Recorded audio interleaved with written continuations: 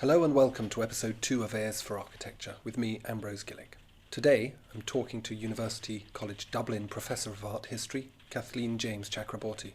Kathleen's expertise is enormously broad, but in this episode we focus on her work around the Bauhaus, and particularly its women, looking at two of Kathleen's texts. Her book, Bauhaus Culture from Weimar to the Cold War, published by University of Minnesota Press in 2006, and her 2019 paper, The Diversity of Women's Engagement with Modern Architecture and Design, 3 case studies, published in The Plan Journal. The Bauhaus had an influence at the time and was important at the time. And Gropius was an absolutely committed and effective publicist, as was Le Corbusier. Mies a bit less so. But I think what makes the Bauhaus so enduring is really the story afterwards and the different places people go and the different impacts people have and the way in which the label is useful afterwards. A is for Architecture, a podcast about architecture, buildings, urban culture and space. Hello and welcome to Kathleen James-Chakraborty. Kathleen, would you like to introduce yourself? Sure, Ambrose. I am an architectural historian. I teach at the University of College Dublin, where I'm professor of art history. I publish mostly on German modernism, Erich Mendelsohn, the Bauhaus, post-war Germany, memory, but I have a very active interest in teaching global histories and have spent a lot of time in India, which has also fed into my work. More recently, I'm pivoting to work more on gender and also on, in the American context, that is the context of the United States, on race. Right. So, as expected, a nice diverse thing. So we're going to talk about your work on the Bauhaus, and particularly I want to give you the opportunity, I suppose, to explain to me, to us, the role, I think, of women within that context, which I think is as your paper that you sent me kind of suggests, is an under described aspect. And I've been reading around on it, and it is true. It's not very well documented, is it? In fact, I think one of the points you make in the paper that you sent me is that it's not very well documented in the history of modernism. Thank you. I think it's a very interesting question because I first really became aware of this in the 1990s when there was a very important book by Sigrid Veldke-Wertmann, I think her name is, on the weaving workshop. And this came very much out of the work that Magdalena Droste, who wrote the standard history of the Bauhaus in German, that it's been through many English editions, had in the women at the Bauhaus. In 2009, the 90th anniversary was a huge event. Really surprised me because I'm not used to 90th anniversaries being made so much of. And the really fresh news in 2009, I think, was the attention paid to the women. And at that point, it was largely the weaving workshop. There were many, many exhibitions in 2009 and then subsequently that traveled. It took several years, but one of them came to the Barbican, for instance, in London. The Museum of Modern Art had it at the end of 2009, maybe beginning of 2010. For many people, the freshest work in those exhibitions included seeing the work of the weavers, Günter Stützel, Annie Alpers, and a number of others. And there's been a real explosion of scholarship on them. And so I don't feel that's really a new story. But on the other hand, weaving isn't really central to architecture. And most people don't see it as central to industrial design. Now, you always had Mariana Brandt's teapot. You always had her work in the metalworking workshop. And that teapot, which with silver, with ebony handles, turns out is one of the most iconic objects produced at the Bauhaus. It was only when Elizabeth Otto, more recently, I forget the year, but say in the last 15 or 20 years, published a book on Brandt's collages, photo montages, that we saw another side of Brandt that actively engaged gender. And Otto and Patrick Rüssler have been really important in the centennial of the Bauhaus of tracking down pretty much all the women students. And it turns out there were many more of them than we thought, and they were active in many more different areas than we thought.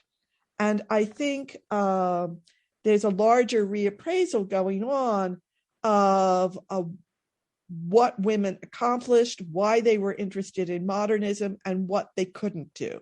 So becoming an architect and having a large practice was incredibly difficult.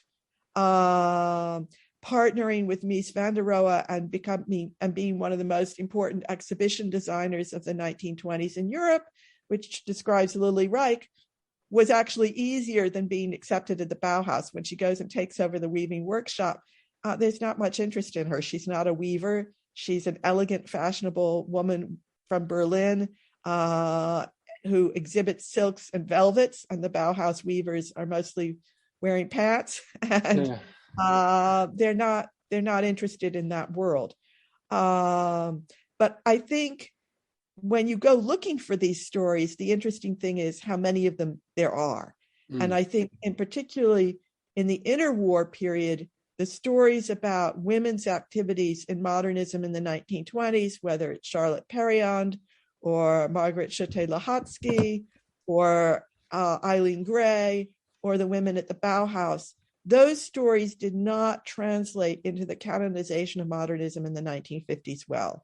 And they began to be excavated again in the 1970s, but it's been a slow process. So I want to come back to this because this, I think, is a really fascinating thing. So one of the things that I've picked up from your writing and the writing of others is the fact that more women actually applied to the Bauhaus at its very inception in 1919. Mm-hmm. And yet there was immediately, it seems to me, or very quickly emerged a kind of problem with women. But I want to come back to that. I thought maybe it would be really good if you could kind of quickly explain what the Bauhaus was, and both as a practical thing, but also as a kind of a movement, a kind of a philosophy, I suppose, because I think it is both these things. So my supposition here is that the Bauhaus was an event, a kind of a thing that happened, but more importantly, and the reason why it has been so effective for the whole world, is that it had a philosophy that undergirded it, which was very seductive in the modern period. Am I right in thinking that? You are. So the Bauhaus is founded in 1919 in Weimar, and it closes in 1933 in Berlin. And those dates are exactly coterminous, and those places are coterminous with the Weimar Republic.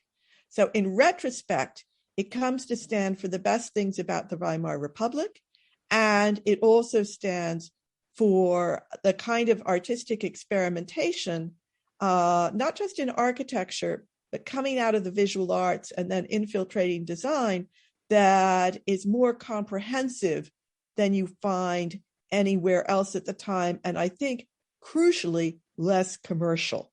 So the commercial designs of this period go out of fashion eventually. Erich Mendelsohn. The Bauhaus has the advantage of being an educational institution and of having this incredible timeliness. It starts out being organized around craft and the revival of craft, an expressionist revival of craft in the wake of Germany's defeat in 1919. But by 1922, Gropius has reoriented it really presciently, shall we say, to industry. And when I say this is prescient, he's looking at De Stiel. Theo van Doesburg is there in Weimar prodding him and the students along, although he's never part of the faculty. He's looking at constructivism, particularly El Lissitzky, who's back in Germany. I think by that time, it certainly spends most of the 20s in Germany. So he's looking at this new abstraction and he's wedding it to an industrial aesthetic. Now, he's been interested in industry since before World War I. An industrial aesthetic already existed. He worked with Peter Behrens at the AEG. But to bring that back and to weld it onto the art coming out of De Stiel and constructivism is not unique. Le Corbusier is doing it as well. But Le Corbusier is doing it in an office with a magazine, and Gropius is doing it at a school. And the German economy won't pick up again for another 2 years. There won't be many chances to implement this in architecture for another 2 years. But of course, eventually the school is kicked out of Weimar and moves to Dessau. He gets to implement it in Dessau. Dessau, which today, if you go to visit it, seems a rather sad city apart from the Bauhaus, because it's a Rust Belt city. But in the 1920s, the Junker airplane factories were based there. And this was, as high tech in Germany or in Europe as Silicon Valley is to us today. I mean, the airplane, even more than the automobile, and German expertise in the airplane production.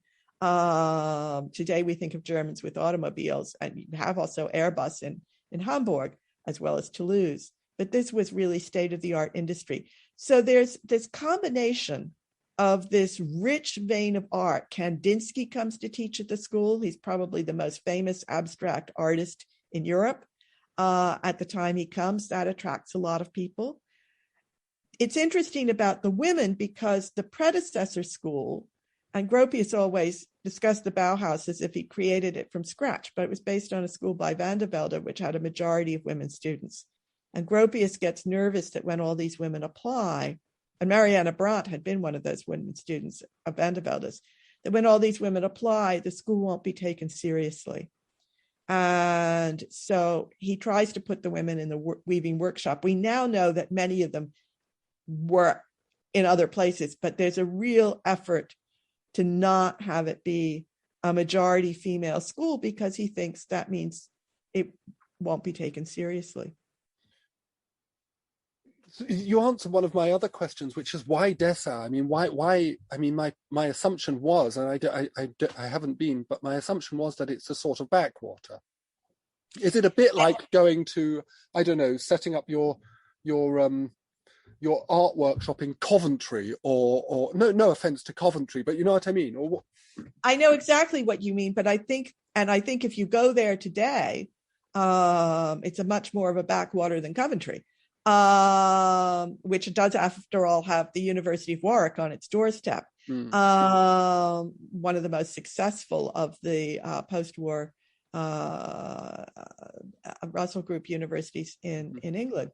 But I think in the 1920s, there were three things that were really appealing about Weimar. About Dessau. One is that, like Weimar, it had had an interesting 18th century. Now, Weimar had a golden age with Schiller and Goethe. You couldn't say that about Dessau, but there is a really interesting garden there that is the first English-style public court garden and public park in Germany. So there is a real strand of Enlightenment Weimar. I keep saying Weimar, Enlightenment Dessau that was there. And then you had the fact that this was a very industrialized and very competitive area. And when we go today, we go to a place that was from the late 1940s to the 1990, really, under communism. And it was not world competitive in that way at that time. But the airplane industry in Dessau was. The other advantage of Dessau is it's still, it's a very quick train ride to Berlin. In Weimar, people were really isolated from Berlin. In Dessau, people could commute. And the connection to Berlin was much stronger. And Berlin was, of course, in the late 20s and early 30s, a really dynamic, interesting, modern metropolis, much more involved and engaged with experimentation and modernity across all kinds of things, from sexuality to movies to theater to than even Paris or London or New York. Oh, right, I see. So these great figures, they actually lived there. They weren't like, they didn't commute in from Berlin for their one lecture. It actually became a kind of cultural hub. And Gropius was very shrewd in building the masters' houses there to ensure that was the case. Nemise went back and forth a lot, and Gropius traveled constantly as well. But the fact that the masters' houses that Gropius builds are right there, they're not right on campus. You had a short walk away. I don't know, half a kilometer or something, which ensures a certain privacy, but also accessibility. And it's very interesting because they're not examples of social housing. They're comfortable middle class, at least, dwellings. But that really pinned down the faculty. Not all of them, but a group of them got those houses to live in, and that really pinned down the faculty. Did that model, I mean, so the Bauhausian model seems to me to still underpin so the organization of the school itself. You had the master, you had the great figure, the Gropius or the Van der Rohe, who had under them this kind of studio culture, this almost like an atelier under them. And I've seen a lot of architecture schools seeming to still kind of try and regenerate this idea of a transdisciplinary, interdisciplinary kind of learning. Did also the model of the organization of the school practically, like this idea of having masters' houses, has that been influential as well? I think what's really interesting about the Bauhaus is how late it comes to architecture. I mean, Gropius is an architect, but remember that there's no training in architecture until he hires Hannes Meyer in, I think, 1927. So we have 3 directors who are architects and 3 directors who run architectural practices. But architectural instruction was not important at the Bauhaus in the first half of its life. The original model had 2 really interesting components. The first is the preliminary course, in which everybody is in there and is trained together in abstraction. And first with Itten and then with Moholy-Nagy and Alpers, you have a new pedagogical model which offers an alternative to teaching people to be artists through drawing the nude and the classical cast. And that, I think, is incredibly important. And every art school education almost around the world by the post-war period is influenced by that. The other thing is this coupling, which you already had in Germany before World War I, and which Van der Velde already had in place in Weimar, this coupling of a form master and a craft master.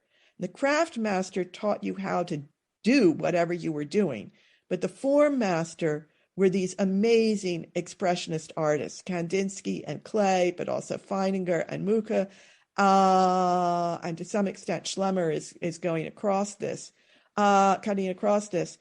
They're prompting you to think about your craft instruction in terms of this new aesthetic. And that, you'd had that set up before, but the form masters before World War I, under Polzig in Breslau or under Van der Velde in Weimar, weren't as interesting. And so that atelier thing is not as sharp in the Bauhaus in the early years with reference to architecture.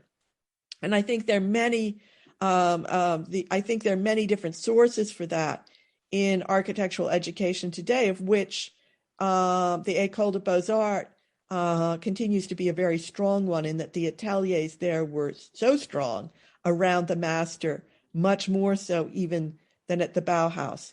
But I think the Bauhaus had an influence at the time and was important at the time. And Gropius was an absolutely committed and effective publicist, as was Le Corbusier.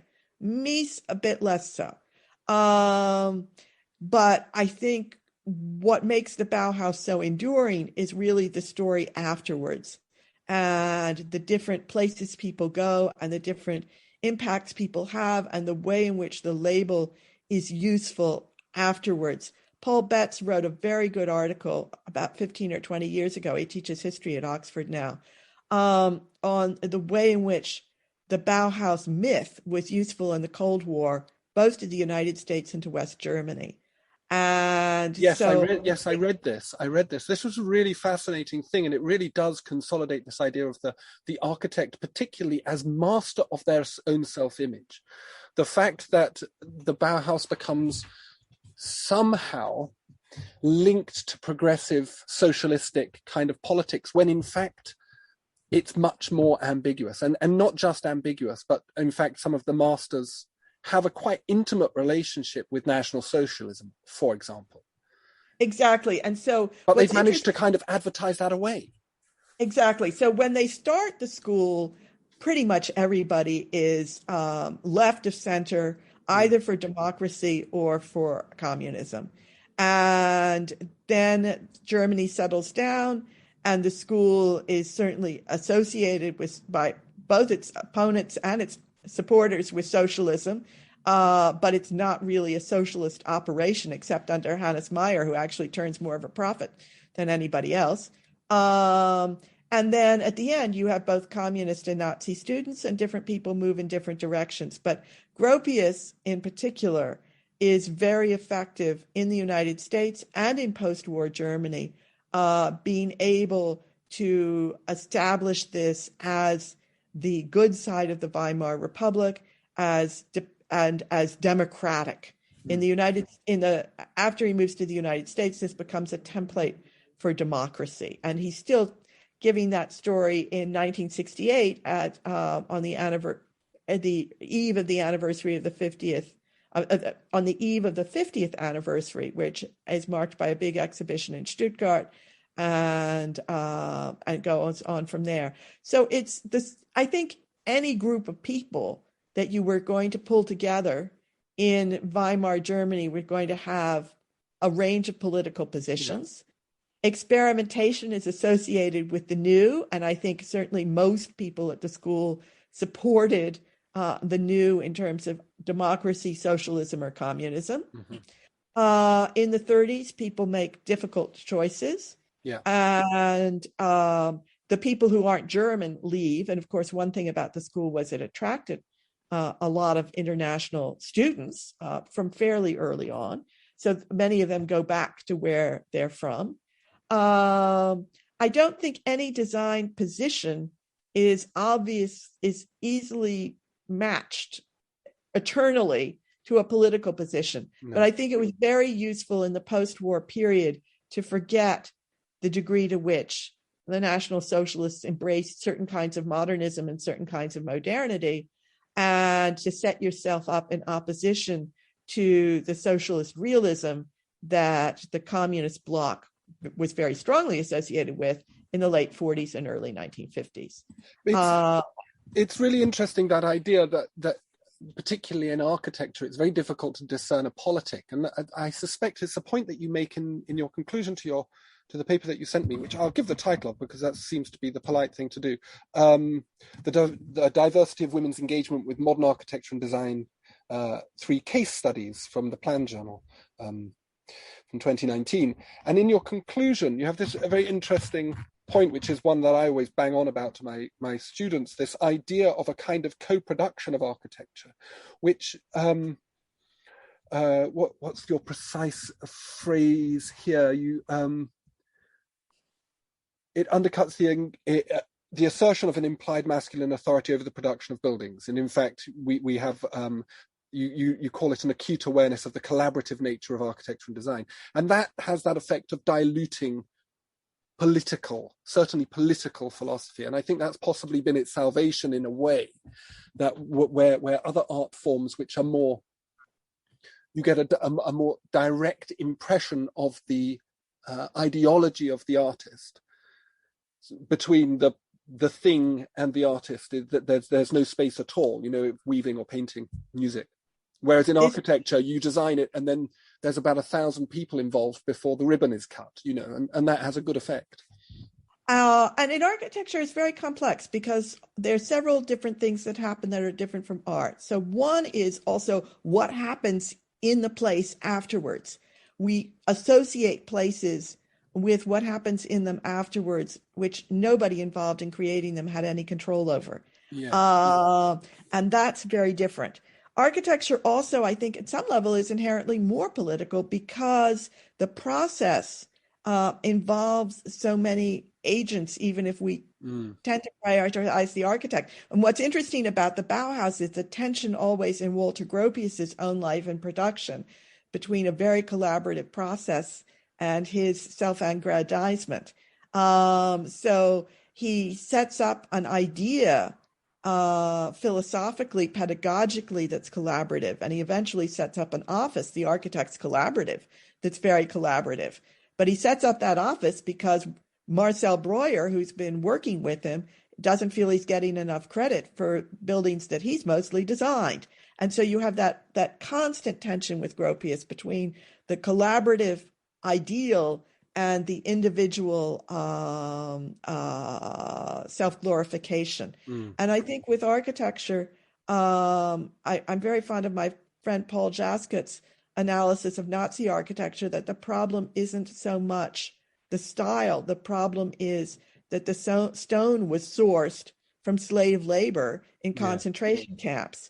And when you get a similar looking building using that kind of neoclassicism in Paris or London or Washington in the 1930s, those are being built by democratic governments. And you might talk about layers of imperialism and other issues. But when it's not that those workers were particularly well paid, but they weren't imprisoned. So I think in architecture, there are many, many layers of this. I'm interested in like many feminists, going back to people like Dolores Hayden in the 1970s and 80s, in looking at the wide range of agency.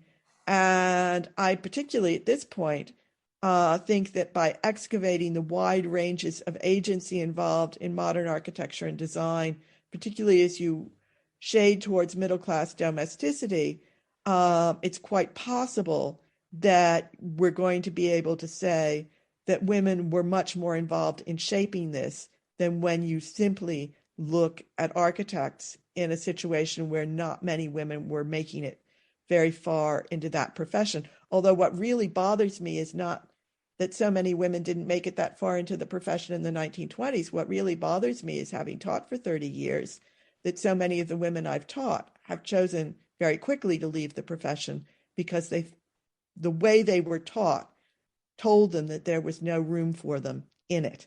And when I run into women who studied with me in 2016, and I run into them in 2017 and 18, and they tell me they're already out because of this, that's where I get really upset and feel we have to change the stories we tell to keep those people, and it's not always women, it can be anybody else who feels marginalized by the way in which architectural culture sometimes runs, which can certainly include straight men.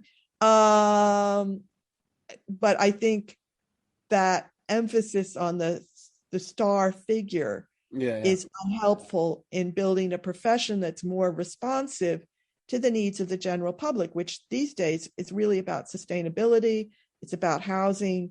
It's not about producing the most perfect, wonderful building, even though we love those when we see them. And actually, when we see them, sometimes they are about these other things, because certainly one of the best new buildings I visited recently is the work of Grafton architect at Kingston University. And that's a very sustainable and also inclusive building. So you kind of have it all together.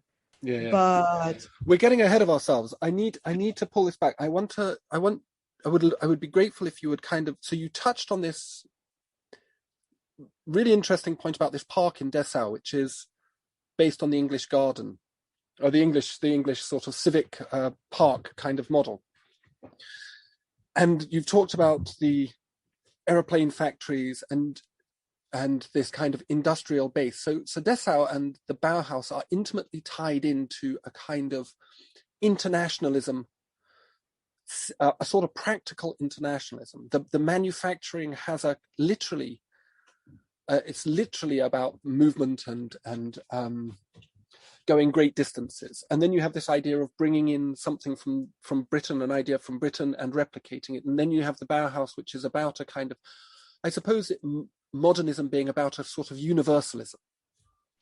An internationalism and a universalism. But what I wonder about is this link back to this other British thing, which is the arts and crafts.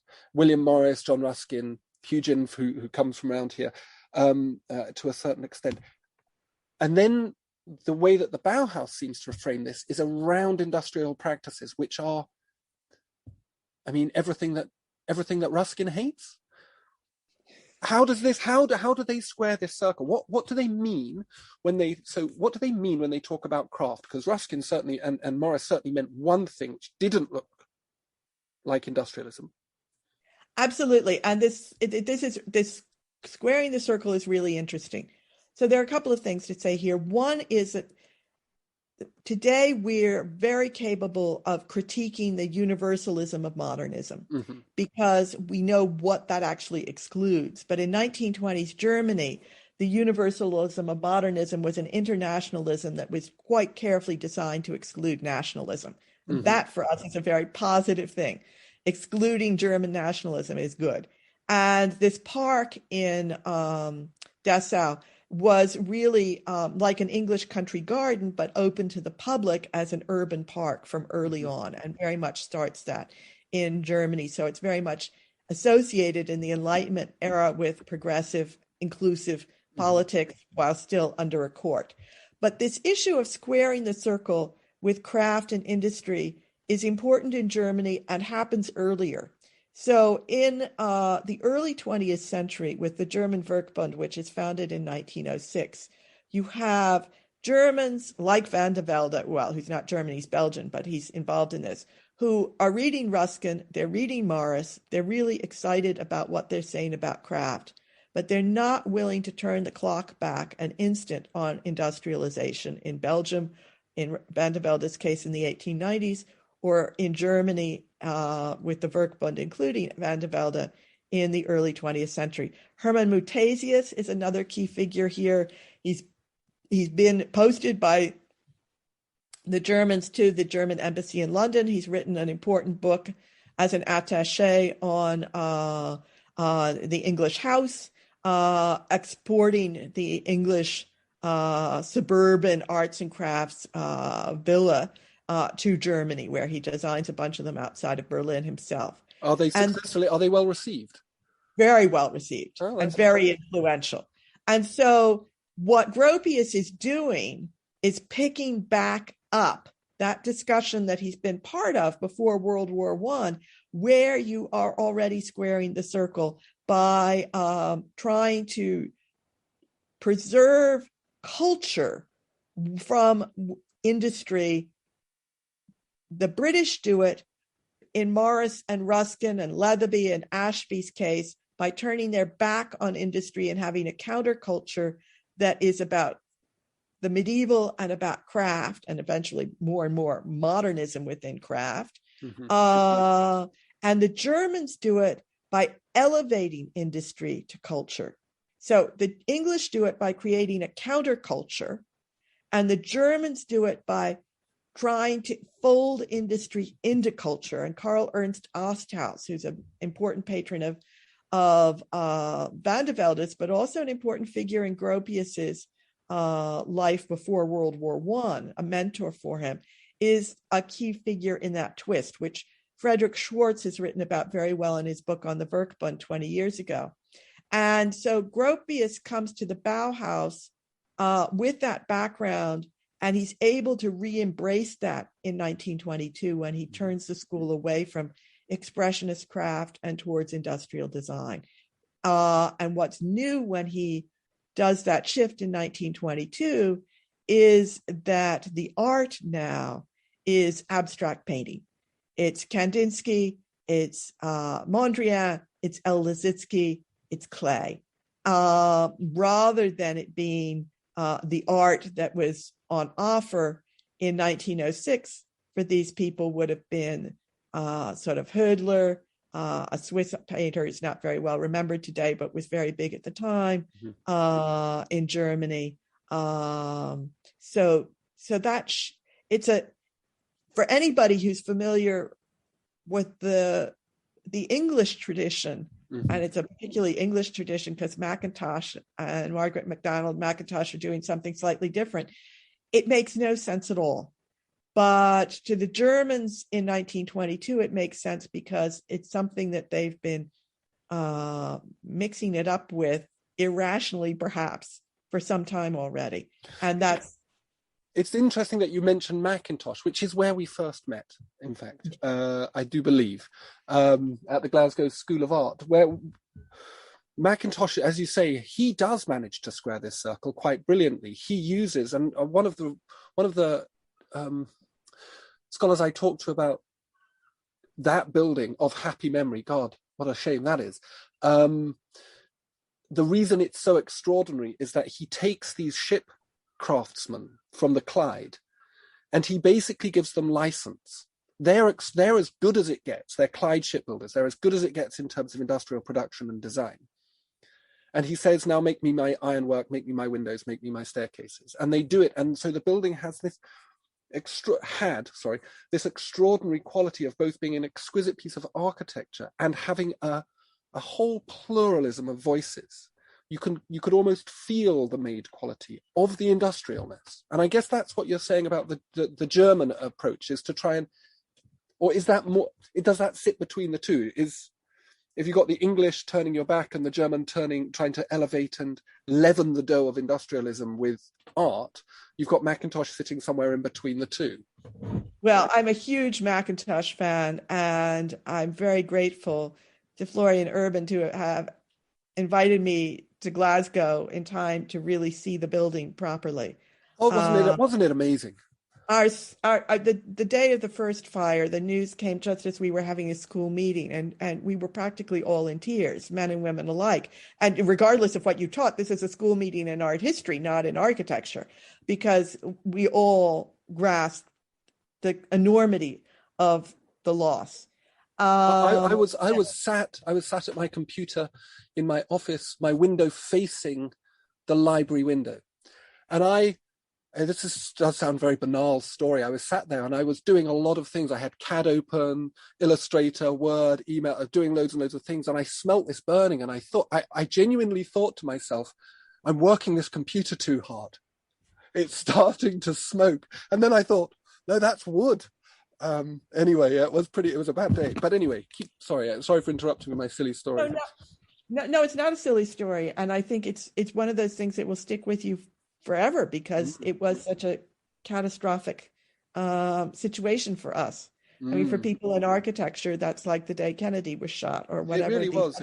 We all remember, because that's the most catastrophic peacetime loss, along with the chapel over the Holy Shroud in Turin, I think, in my lifetime. Well, and Notre Dame seems pretty bad now. Yes, but Notre Dame, and I saw Notre Dame after the fire. Notre Dame will be rebuilt, and Notre Dame 100 years from now will be like Reims, where when you go to Reims today, you know it was destroyed in World War I, but you enjoy seeing it and you evoke the medieval. And I can believe we'll get to that with Notre Dame, but we're not going. And I can believe we'll get to that with the Shroud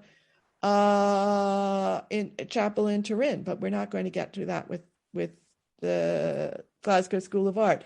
Macintosh is really interesting in this regard too, because he and Margaret MacDonald Macintosh had such an enormous influence in German-speaking Europe, but primarily in Vienna and Darmstadt, and not so much in the world that Gropius inhabited, not so much on barons.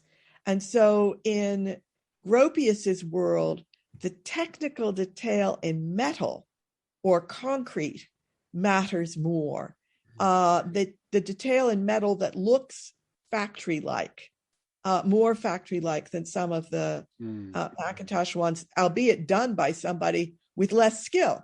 And what really struck me the first time I went to the Bauhaus in 1985 was the quality of the detailing, because as an American who had experienced modern architecture on the East Coast of the United States, largely as post-war building, and hadn't seen much Mies in the original, although I certainly knew the Seagram building, the quality and fine grain of the detail at the Bauhaus, which I saw 9 years after the East German quite good renovation of it, was astonishing. And I saw that as well when I went to the Netherlands and looked at buildings by Dijker, or went to the Van El factory. You see that. But that's something that you don't see in the housing of the 1920s. It is something you see in Barron's, and the AEG turbine factory is really the place, and Barron's other work is really his fans, for instance, it's really the place where this aesthetic starts. And is that the aesthetic of craftedness? Is that where you might argue? Okay. It's the interesting thing, it's not so much about craft, it's about industrial imagery as high art. So what you see in Barron's AEG factory is something that's clearly a factory, but also a temple. Yeah.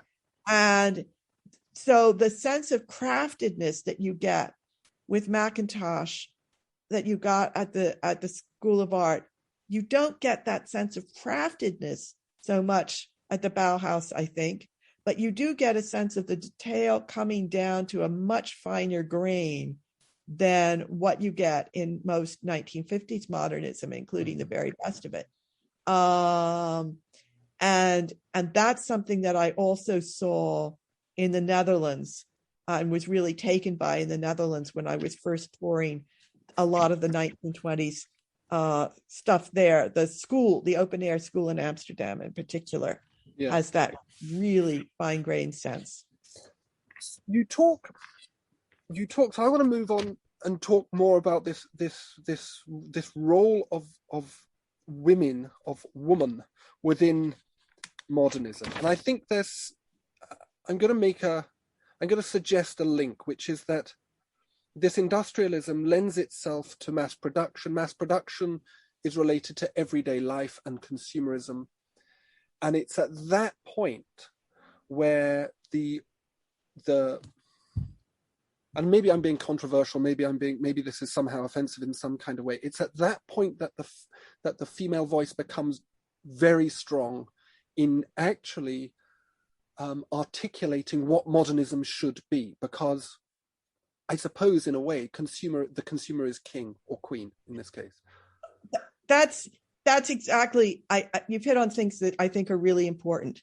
I think the first thing is that mass production and the industrial has been gendered as masculine. Of course, we know that most of the early workers in the textile plants in the UK were women or children. Mm-hmm. But we think of engineering, we think of mass production as masculine. Mm-hmm. And the interesting thing is that when you look at the consumer face of it, we tend to denigrate that as only women, as feminized. And there's a very good essay by Andreas Heissen, what he wrote in his included in his collection After the Great Divide, which was published in the late 1980s, and that really was important for me in thinking about how important consumerism really was within modernity. And what's interesting about the women in the story in the 1920s, and arguably even in the 1950s, and the women who were journalists and as well as designers, or who ran design shops, as well as actually being designers and architects, is that in many cases, they're rather softening somewhat that mass production on the consumer side of things. But why is it that these women are interested in modernism? It's a slightly different story. You can be a man and come from a very working class background and possibly become a famous 20th century architect. Louis Kahn and Erich Mendelsohn are two examples. Kahn came from dire poverty and Mendelsohn certainly from a lower middle class kind of situation. And their sisters worked so that they could go to university and become architects. But the women in these stories are almost all middle class to begin with. They have some level of education to begin with, and they are trying to support themselves by through businesses that are often targeted at other women, sometimes very wealthy women, such as Eileen Gray's shop in Paris, sometimes very middle class women reading shelter magazines.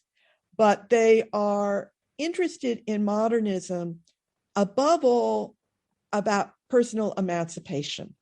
And I think we focus so much on the 1950s housewife that we forget, even in that context, how much personal emancipation was involved from getting out from under the Victorian definition of social status, in which you wore 20 pounds of fabric on you, if you could afford to, that needed to be sewn by how many hours of labor and laundered and maintained by how many hours of labor. And then you exhibited your status in your home through having how much linen, how much silver, how much porcelain, how many heavy curtains, and how liberating it was even for middle-class women who had some money to get out from underneath that.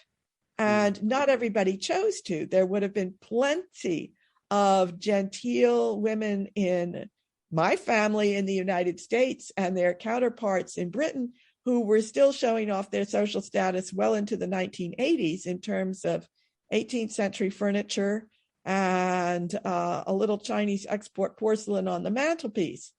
But for many other people, some of whom were lesbians, some of whom had unconventional relationships, some of whom rebelled in no other way, expunging their life of all of that stuff and finding lightweight, practical, casual alternatives was liberating, even if you were still a housewife. And that aspect of modernism is not about heroic male architects, even when it intersects with their stories, as Charlotte Perriand does with Le Corbusier or Lily Reich with Mies. And they were, particularly Reich was somebody who certainly understood luxury, but minimalist luxury. And I find that she did an exhibition design in the early 1930s in Berlin for an exhibition on housing that Mies organized, in which her lumber display could be, the sculpture of Anthony Caro. That minimalist aesthetic had a real visceral appeal, not to everybody, but to some women as a way to make a career going forward. And a lot of these women, some of them were wealthy, and look at Phyllis Lambert, she didn't have to do anything, but many of them were also trying to support themselves. I'm going to make a controversial, and maybe it's a controversial. There's Ernst Gombrich's book, The Preference for the Primitive, and I make this connection with my master's students in a lecture course I give on theory.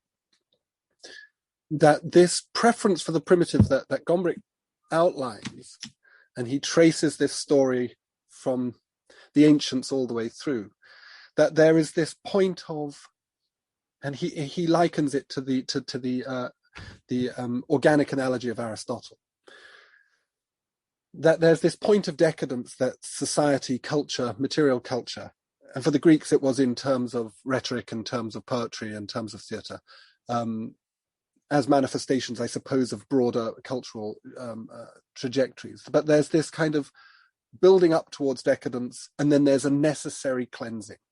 And modernism, for me, and I think sustainability, postmodernism, both have this characteristic of being something to do with an inherent feeling that things are out of control, that we're losing sight of the true Platonic form of architecture, material culture in various forms, and that we need to clarify. So you get that gross kind of pre-Raphaelite. I loathe the pre-Raphaelite painters. I recognize that they're very good, but I don't like them. And then you get that modernist cutting away, as you say, move towards things like abstraction, moving towards a kind of a minimalization of just the stuff around us. And I wonder if there is anything in that what we're just seeing is the next wave in this endless cultural wave of growth, excess, and then decay, and a kind of cleansing. And is this something that the women are feeling as well? Because being in the Victorian period, obviously more, as you say, having to wear 20 pounds of cloth and then having to curate the interiors of their houses, the weight of doing that must have been, well, time-wise, exhausting, money-wise, ridiculous, and sort of emotionally just impossible in the end. Well, exactly. And so I think on the one hand, that was what the women were given to do, the upper middle class women in the Victorian period. And so you have a lot of women involved in the arts and crafts movement and finding that as a really an outlet for them themselves. And you also not just in stuff, but also in gardens with somebody like Gertrude Jekyll. Mm, But I think this issue of the wave of styles. You go back, it's not just Aristotle and it's not just Gombrich. Winckelmann talks about it, that the Hellenistic, of course, is less pure than the hmm Athenian.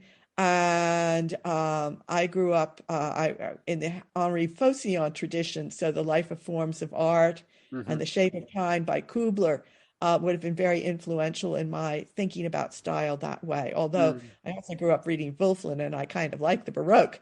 I've always been, given the chance between looking at a Titian, a late Titian, which is almost Baroque, or a Rembrandt or a Rubens would interest me more than looking at Raphael. And that's just my personal taste, just as you may not like the Pre-Raphaelites terribly much.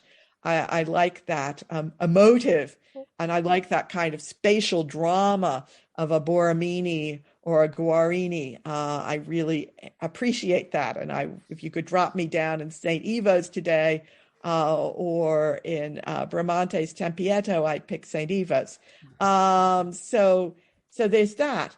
But I also think that this was because women were so strongly associated with consumerism, that this gave those women who wanted to make a real break a way of doing so. And mm, also, and reaching out to other women to do so was socially acceptable. mm, Setting up a business. One of the women I'm really interested in is Estrid Eriksson, who yeah. established Svensk 10 in Stockholm, which wasn't a cutting edge shop at the time, but it was certainly progressive in its design orientation. Today, Mhm. since it's nearly 100 years old, it looks pretty tame and old fashioned, although it's interesting that the shop is still running and that the income today goes entirely towards ecological, environmental causes. It's Mm. one of these many businesses that's become really a nonprofit foundation. But that was about where you put your cut flowers, Mm. rather than this enormous array of accumulation. But I And I just think wonder if there is that feedback loop between modernism as a clarification, as modernism as something that's about paring down and reducing excess, and then doing this other thing that you point out, which is elevating simplicity to the status of high value. In fact, which is why Macintosh computers sell for 3 times the price of a Dell, because they've been exceedingly well designed to be less and less and less. But I wonder whether there's that feedback loop in 20th century modernism, which you see in the Bauhaus, between the female, the tyranny, the tyrannization of females through stuffness, just too much stuff, that then goes towards actually influencing the way that people like Behrens and like Gropius are actually thinking about modernization as a process. and I'm not. And maybe then the presence of so many women within the Bauhaus is actually starting to be reflected back in the way that modern architecture then emerges.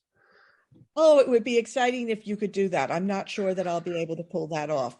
I'm not sure that that Gropius in particular Mm-hmm. was looking hard enough and caring enough about what the women did. I think the Okay. place that's more likely to make the argument is with Mies, because I really do think, and I'm not alone in this, I know Beatrice Calomina has said this too, that Mies learns about a certain kind of abstract elegance from Reich's exhibition designs, and that he really carries that forward with him after Mm-hmm. that personal relationship is broken down, and after Reich has died.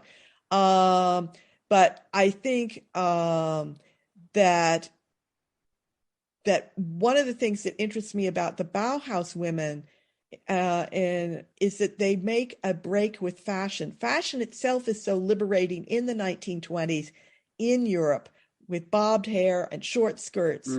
But it's really interesting to me how seldom the Bauhaus women wanted to be photographed as flappers. And instead, the clothing they wear, the flapper dress, if I were sitting here wearing a flapper dress and a cloche hat, I would look passé, retrograde, 1920s, dressed up, out of the costume out of The Great Gatsby. Yeah. If I were standing up in front of you wearing the clothing that some of the Bauhaus women are photographed in, the weavers particularly in the group photos, you wouldn't even notice that it wasn't 2021. Yeah. You wouldn't be able to tell 100 years later that I was wearing antique dress. That ability to set up something in the 1920s that's outside of fashion and that remains relevant today. I mean, there are times in between where you couldn't have worn those clothes, but if I, in 1922, had been wearing my dress from 1908, I would have looked dated. An old woman could have gotten away from it. Oh, well, I'm an old woman now, but gray-haired. But if as a young woman I'd been wearing my mother's dress, it would have looked like dress up. And yet I could now wear what those women wore in the mid-1920s and walk down the street and go buy my groceries or pop into the pharmacy or go out for a pint and nobody'd even notice the difference. And that ability, that I think is at the core of what the Bauhaus did. And it did it in many different ways. It interests me that the women did it in their clothing because that wasn't at the core of what the Bauhaus was about. They didn't teach fashion, they didn't do dress design. But it's also what's true of the teapot, of the children's toys, of the chair. If you take somebody who knows nothing about architecture or design today, and they walk into a bank office or a museum lobby, and there's a Breuer chair, a Vasily chair by Breuer, we know that that's a design that's nearly 100 years old. We know that that's from the Bauhaus. They might well assume it's new. And that ability to read as new, or at least now, and not yesterday's yesterday.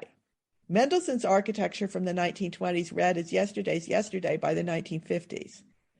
But Breuer was able to be in that moment in the 1950s, and a Breuer house from the 1950s doesn't read as yesterday's yesterday right now. No. And so that ability to create a new classic that stands outside of time while being of its moment, that's fascinating to me. And the men at the Bauhaus were able to do it as well.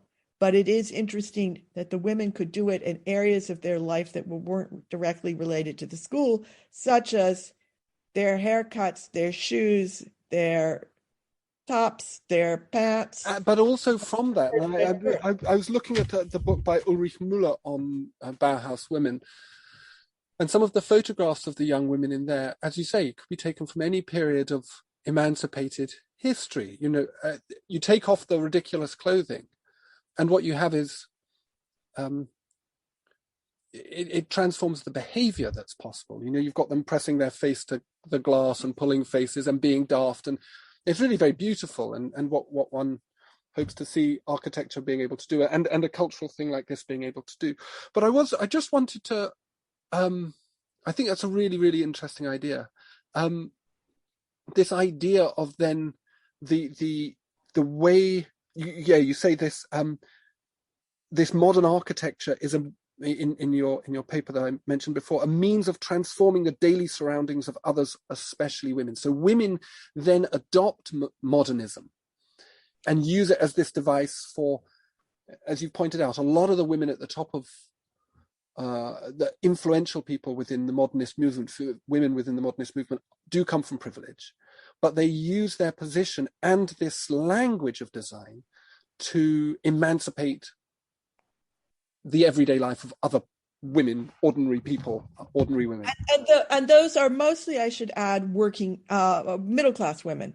We're not talking about the working class. I don't think And I think this is one of the issues, that we would like to romanticize modernism as being largely about working class housing, for instance. But you can tell very easily in Germany what's working class housing, and good working class housing, I might add, that continues to be cherished places to live and now is often inhabited by intellectuals, from middle class housing. And you can tell the difference between what Gropius designs in Dessau for workers and what he designs for people who are teaching at the Bauhaus. But what these women buy for their own homes is not usually really Bauhaus design. What middle-class female consumers who are reading journals edited by women or going to shops run by women, but it is much more advanced than what had been there before. And so that also interests me, that in between, because we tend to remember only the most avant-garde design of a period.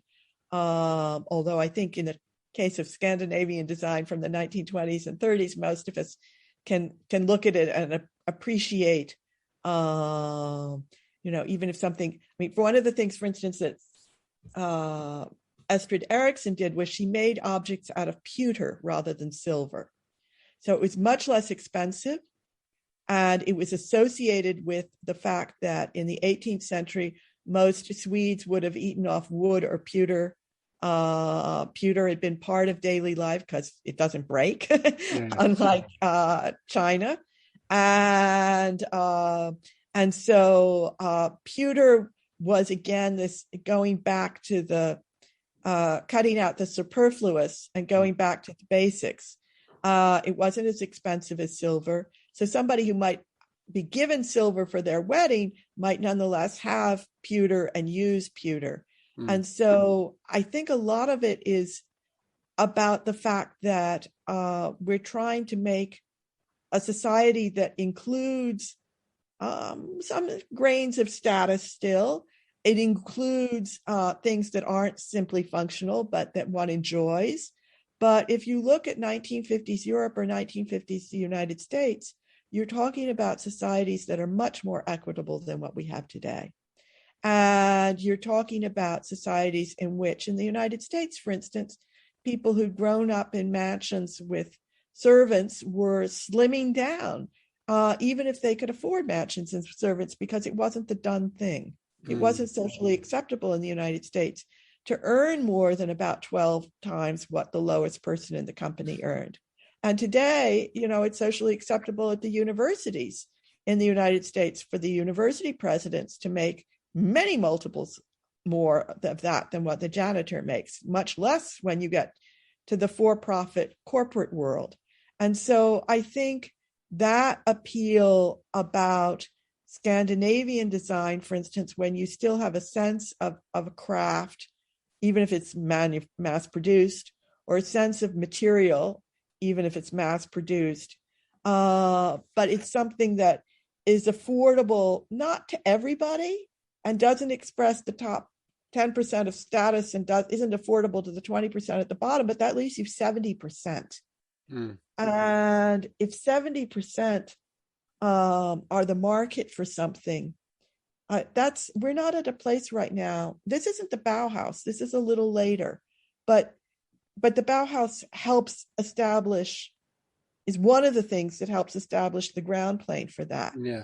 If we have a situation where 70% are buying something that's as enduring as a pewter bowl, pewter bowls are pretty much indestructible.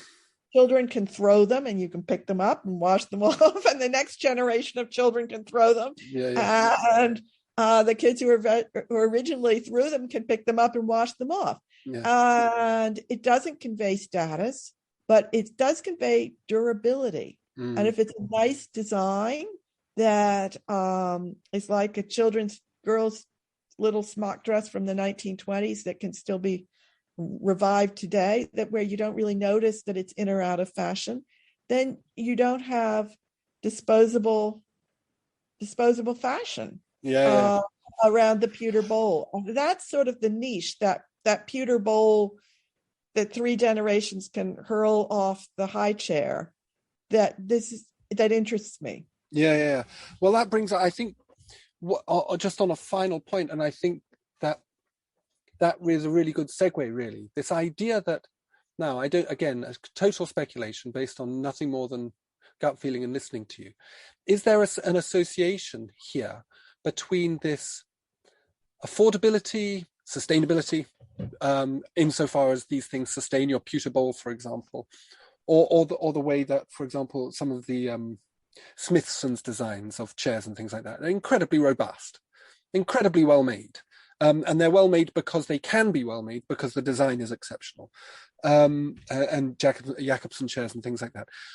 Is there a sense that for in the 21st century, that what we have now in this remarkably unequal age, an age of kings again, we've got a design class, perhaps architects, design class, designers not designing for that level, for the actual needs of the domestic realm, which is still probably, it's fair to say, the feminine realm.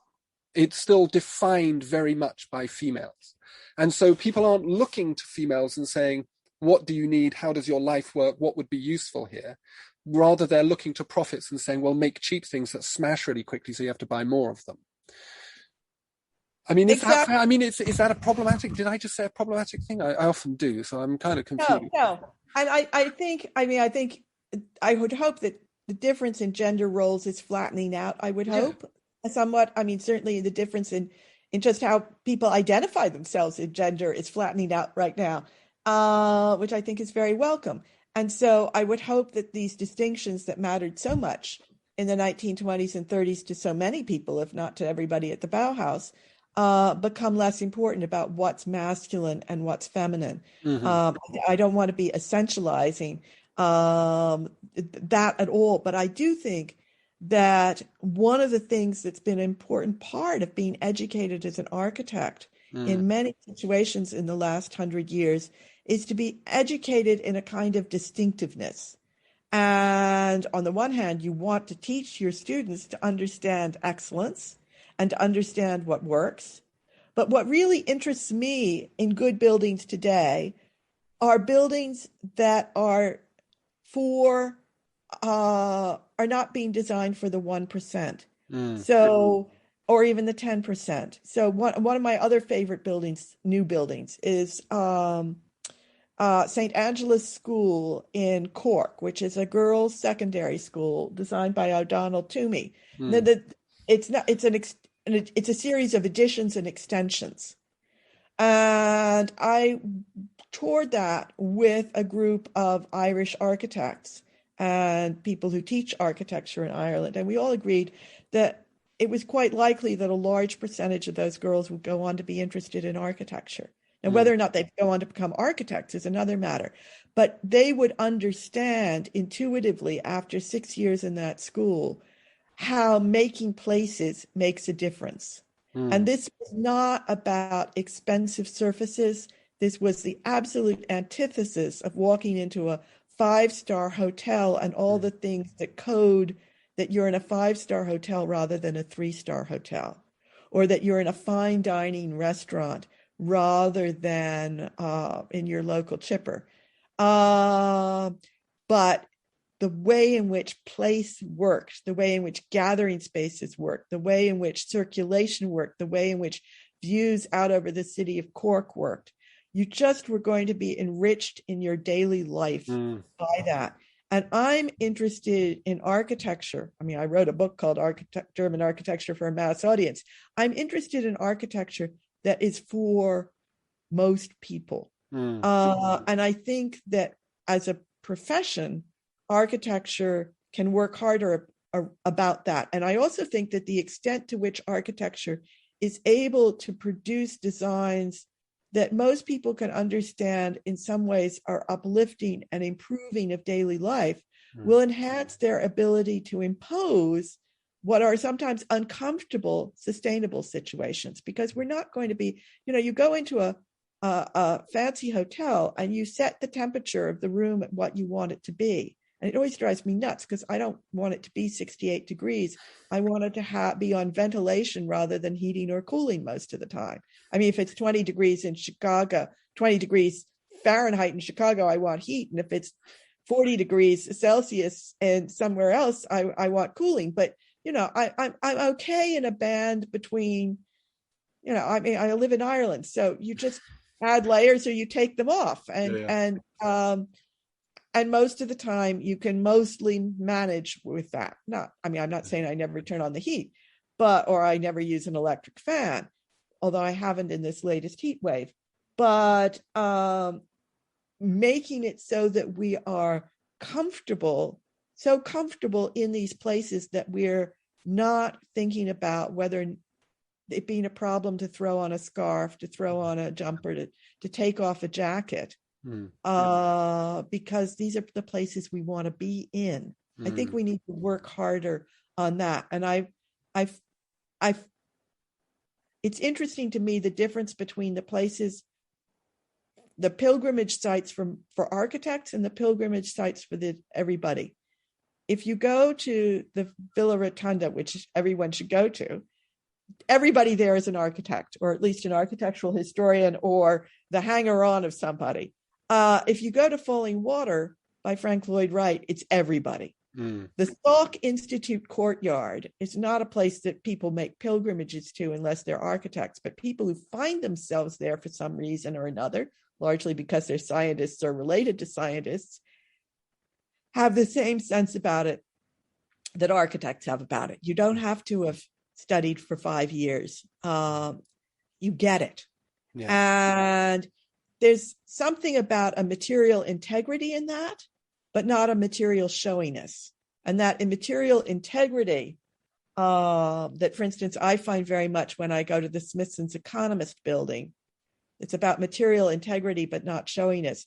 Some works by the Smithsons have held up and some haven't, as we know. But the Economist building as an idea, as a place, holds up extremely well.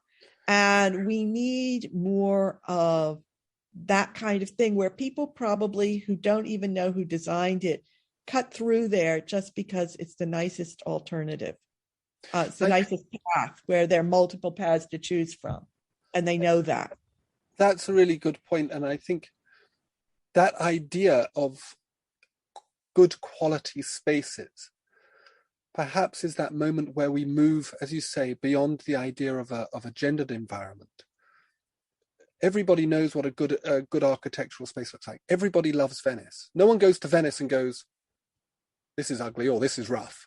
They go there and it's transformative for everybody because it works in that way. And I think that there is an architecture that we need to start thinking about more carefully. And you say O'Donnell Toomey and Grafton and people like that.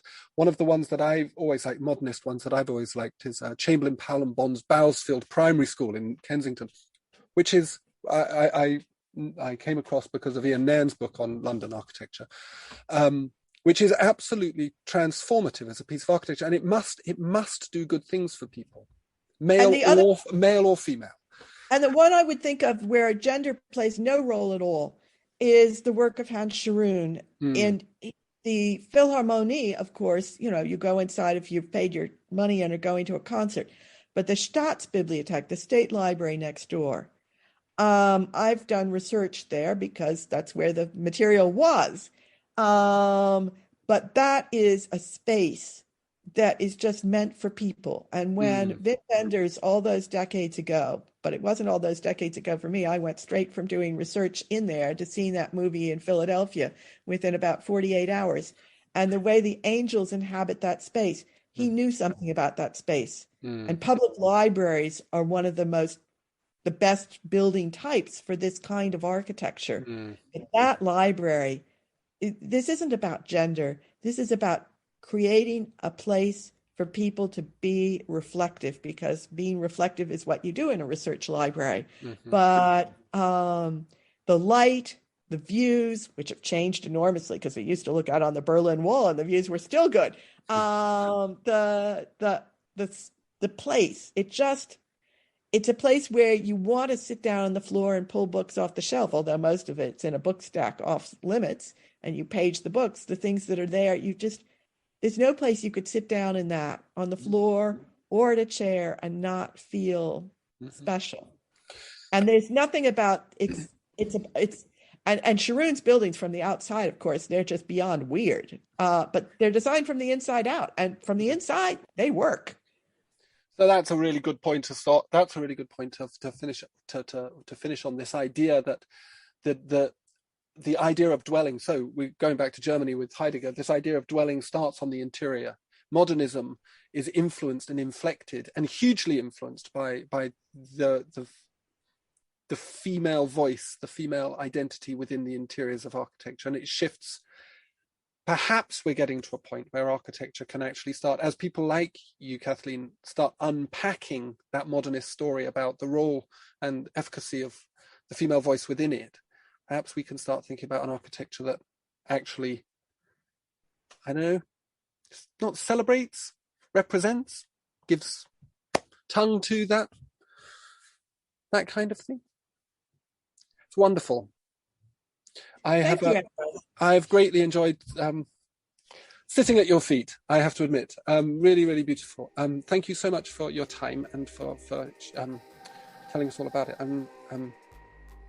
Yeah, really great, really interesting. I could talk to you for hours. Well, that's a wrap. Thanks again to Kathleen. Please do have a look at the links to her online presence at University College Dublin, and links to her works and books. Go buy them and go see her talk if you can. It's really worth it. Don't forget to like, subscribe, follow and share A is for Architecture with literally everybody you know, and see you next time. Cheers.